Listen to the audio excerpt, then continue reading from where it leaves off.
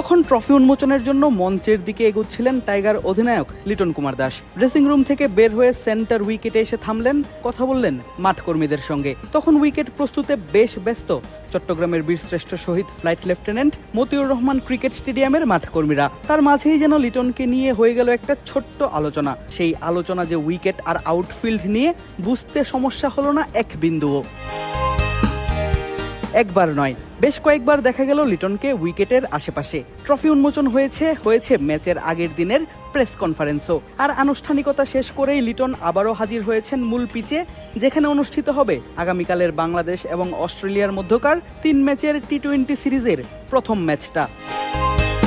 তবে এবার লিটন একা নন, সঙ্গে আছেন দলের প্রধান কোচ ফিল সিমন্সও। উদ্দেশ্য উইকেট দেখে আগামীকালের ম্যাচের পুরো পরিকল্পনা সাজানো। দেখা গেল অধিনায়ক এবং কোচকে দেখে দৌড়ে উইকেটে এসে তার উপরের কভারটা সরালেন সাগরিকার কিউরেটর জাহিদ রাজা বাবু। আর সেখানে দাঁড়িয়েই কোচ অধিনায়ক সারলেন নিজেদের পরিকল্পনাটা।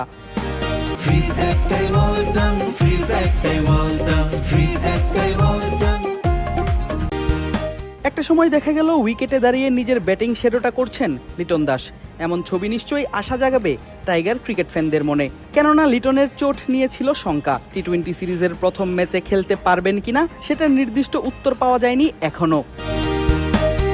কিছুক্ষণ পরপর যে উইকেট পাল্টাতে পারে নিজের আচরণ, সেই ধারণা অবশ্য প্রেস কনফারেন্সে দিয়ে গিয়েছিলেন টি-20 ক্যাপ্টেন।